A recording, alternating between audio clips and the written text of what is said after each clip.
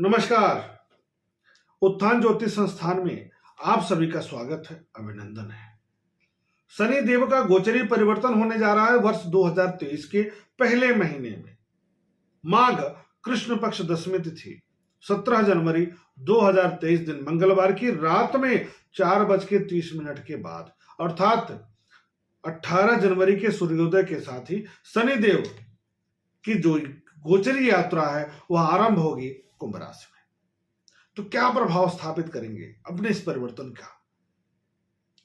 जब ये कुंभ राशि में जा रहे हैं, अपनी राशि है, मकर राशि भी इनकी अपनी राशि थी, यहां से ये एकादश भाव ऐसे अर्थात नैसर्गिक कुंडली में मेष लग्न की है और वहां से ये दशम से एकादश में जा रहे हैं।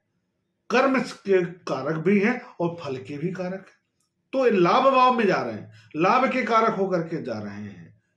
तो क्या परिवर्तन देंगे मेष लग्न के लोगों के लिए?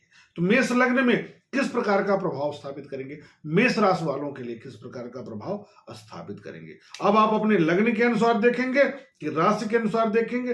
वीडियो तक पूरे कार्यक्रम में बने रहिए। लास्ट में बताऊंगा कि आप लग्न के अनुसार देखेंगे कि राशि के अनुसार देखेंगे और क्यों देखेंगे राशि या लग्न के अनुसार, क्या प्रभाव छोड़ेंगे, इसको पहले समझिए। तो मेष लग्न अथवा राशि वालों के लिए इनका गोचरी परिवर्तन लाभ भाव में होगा, कर्म के भाव से लाभ के भाव में। तो लाभ में वृद्धि, आपके कर्म क्षेत्र में जो परिणाम नहीं मिल रहा था उसका परिणाम देंगे, अब आपके कर्मों का फल देंगे, अब आपके लाभ में वृद्धि करेंगे, आपके आय में वृद्धि करेंगे, आपके व्यापारिक विस्तार में वृद्धि करेंगे, आपके जो सामाजिक क्षेत्र है, जो आपने बोया है उसको काटने का समय आ गया है। तो प्रत्येक क्षेत्र में लाभ देंगे।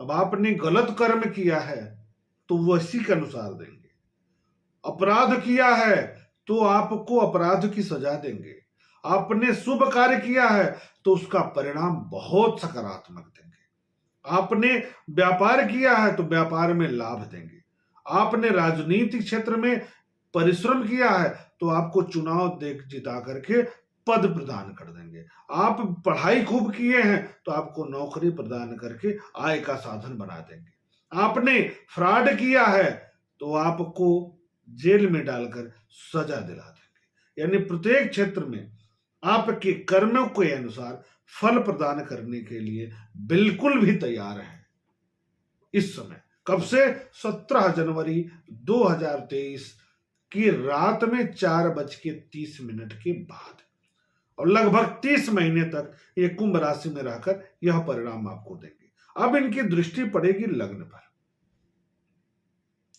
लग्न मेष राशि की है, नीच दृष्टि है, तो मानसिक चिंता में वृद्धि करेंगे, तनाव उत्पन्न करेंगे स्वास्थ्य के दृष्टिकोण से, सिर की समस्या, सिर में चोट लगने की समस्या, माइग्रेन की स्थिति, घबराहट की स्थिति उत्पन्न कर सकते हैं, झल्लाहट पैदा करेंगे, किसी न किसी रूप में स्वास्थ्य को लेकर के आप तनाव महसूस करेंगे।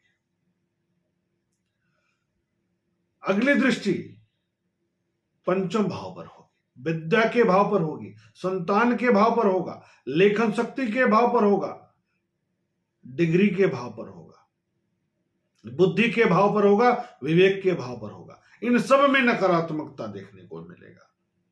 मानसिक रूप से अस्थिरता, पढ़ाई में मन नहीं लगना, संतान के पक्ष से भी चिंताजनक स्थिति उत्पन्न हो सकता है, झल्लाहट हो सकता है, उसके प्रगति में अवरोध हो सकता है, संतान पर खर्च बढ़ सकता है, संतान के अध्ययन अध्यापन को लेकर चिंता हो सकती है, संतान को चोट की स्थिति बना सकता है, स्वास्थ्य में अवरोध उत्पन्न हो सकता है, पढ़ाई में मन नहीं लगेगा, डिग्रियों में परिवर्तन करने का मन करेगा, अवरोध की स्थिति उत्पन्न होता दिखाई देगा। पिता के स्वास्थ्य को लेकर के भी सतर्क रहने की विशेष तौर पर आवश्यकता होगी। आपके मन में दुविधा का वातावरण बनेगा इस अवधि में कि हम कौन सा डिग्री लें, किस क्षेत्र की पढ़ाई करें, कौन सा विषय लें। प्रतियोगिता के क्षेत्र से जुड़े हैं तो परिवर्तन कर सकते हैं विषय में, ध्यान रखना है। कोचिंग में परिवर्तन कर सकते हैं, कुछ न कुछ परिवर्तन पढ़ाई को लेकर के होगा और दुविधा की स्थिति भी बनती हुई दिखाई दे रही है। अगली दृष्टि इनकी अष्टम भाव पर होगा, वृश्चिक राशि पर होगा।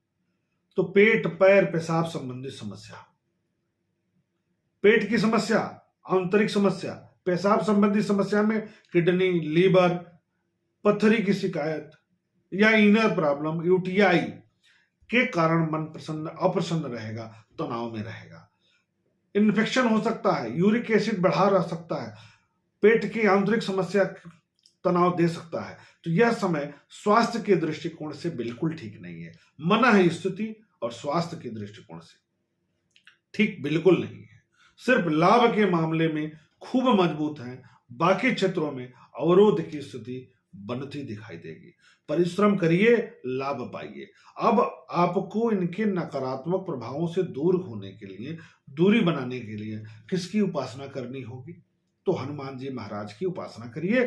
और फिर लग्न के अनुसार बात आ गई कि मूल कुंडली में लग्न को मजबूत करिए, यानी मेष लग्न है आपका, मेष राशि है आपका, तो आप मंगल को मजबूत करिए। लेकिन अगर राशि मेष है और लग्न है आपका तुला हो गया, तो मूंगा नहीं धारण करिएगा, आप लग्न के अनुसार ही उपाय करिएगा। इसी कारण से यह जो परिवर्तन है आपके लग्न पर भी प्रभाव ज्यादा छोड़ेगा। तो लग्न को आप मेन मानिए, मुख्य मानिए, उसके बाद आप चंद्र राशि को समझिएगा। फिर भी मैं कहूंगा लग्न के अनुसार ही आप उपाय करिएगा, राशि के अनुसार उपाय बिल्कुल नहीं करना है आपको, इसका ध्यान देना है।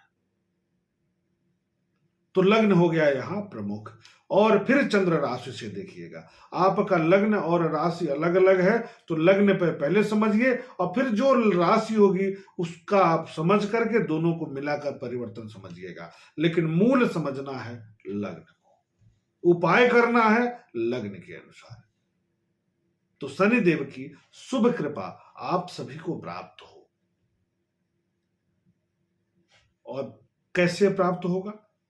हनुमान जी की आराधना करिए, शनिदेव की आराधना करिए और लग्न को मजबूत कर लीजिए। लाइव कार्यक्रम से जुड़े रहिए।